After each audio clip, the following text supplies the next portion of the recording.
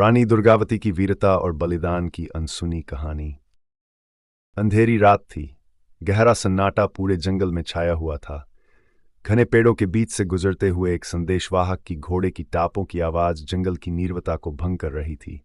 उसका चेहरा पसीने से तर और आंखों में डर साफ छलक रहा था। ऐसा लग रहा था जैसे वह किसी बड़ी विपत्ति का संदेश लेकर दौड़ रहा हो। अचानक घोड़ा रुक गया।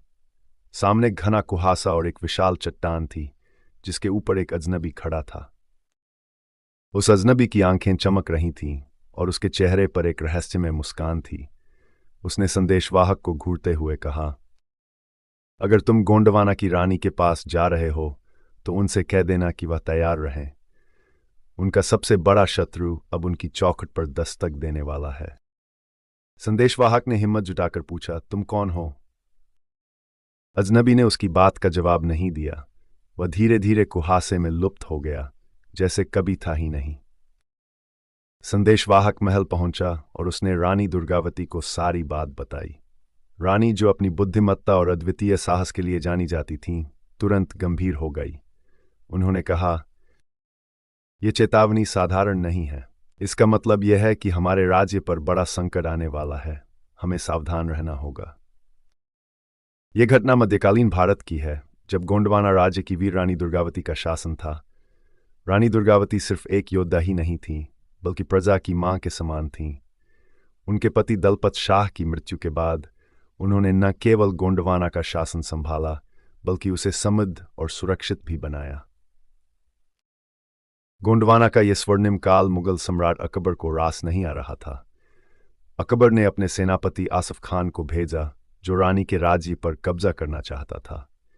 आसफ खान अपनी विशाल सेना और अत्याधुनिक हथियारों के साथ गोंडवाना पर हमला करने की योजना बना रहा था। रानी दुर्गावती ने अपनी खुफिया सेवा को सक्रिय किया। उन्होंने अपने जासूसों को भेजा ताकि दुश्मन की योजना का पता लगाया जा सके। जल्द ही खबर आई कि आसफ खान की सेना गोंडवाना की सीमा पर डेरा डाल चुकी है। रानी ने अपने मंत्रियों और सेनापतियों को बुलाया।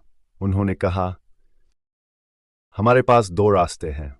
या तो हम डरकर आत्मसमर्पण कर दें, या फिर अपनी मातृभूमि की रक्षा के लिए अंतिम सांस तक लड़ें। और मेरी रगों में ऐसा खून बहता है जो आत्मसमर्पण करना नहीं जानता।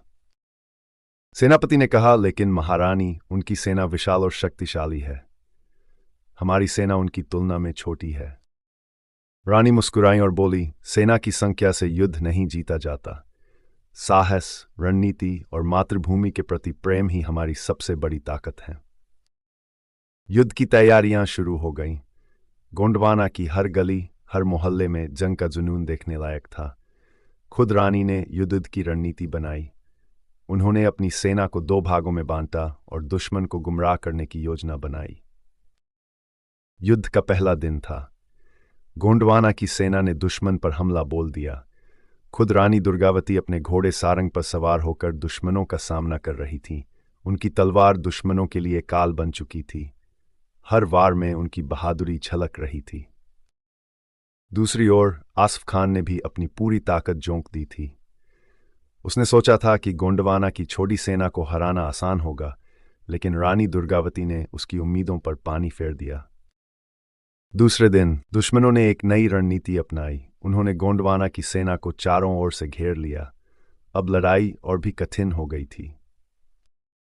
युद्ध अपने चरम पर था। रानी दुर्गावती को एक तीर आकर कंधे में लगा, लेकिन उन्होंने इसे नजरअंदाज कर दिया। उनकी आंखों में केवल अपने राज्य और प्रजा की रक्षा का जुनून था।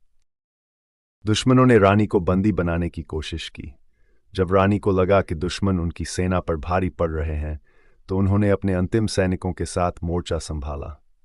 उनकी तलवार आसमान में बिजली की तरह चमक रही थी। लेकिन जैसे जैसे समय बीता गया, गोंडवाना की सेना कमजोर पड़ने लगी। रानी ने देखा कि अब और लड़ाई करना संभव नहीं है। जब रानी दुर्गावती को एहसास हुआ कि दुश्मन उन्हें जीवित पकड़ना चाहता है, तो उन्होंने कहा, एक स्वतंत्र आत्मा के लिए बंदी बनना मृत्यु से भी बदतर है। मैं अपनी स्वतंत्रता का त्याग नहीं करूंगी। उन्होंने अपनी तलवार उठाई और खुद को वीरगति प्रदान की। उनकी मृत्यु ने न केवल गोंडवाना बल्कि पूरे भारत को हिला दिया। उनकी वीरता और बलिदान ने स्वतंत्रता की ज्वाला को और प्रज्वलित किया। लोग उस अजनबी के बारे में बात करने लगे जिसने युद्ध से पहले संदेशवाहक को चेतावनी दी थी। कई लोगों का मानना था कि वह अजनबी कोई और नहीं बल्कि स्वयं महाकाल का दूत था, जो रानी को उनके अंतिम कार्य की ओर प्रेरित करने आया था। रानी दुर्गावती की यह कहानी हमें सिखाती है कि स्वतंत्रता और आत्मसम्मान के लिए किसी भी बलिदान से पीछे नहीं हटना चाहिए। उनकी वीरता आज भी हमें प्रेरणा देती है कि कठिन से कठिन परिस्थितियों में भी हमें साहस और धैर्य के साथ डटे रहना चाहिए। यह कहानी सिर्फ एक रानी की नहीं, बल्कि हर उस इंसान की है जो अपने मूल्यों और आदर्शों की रक्षा के लिए लड़ता है।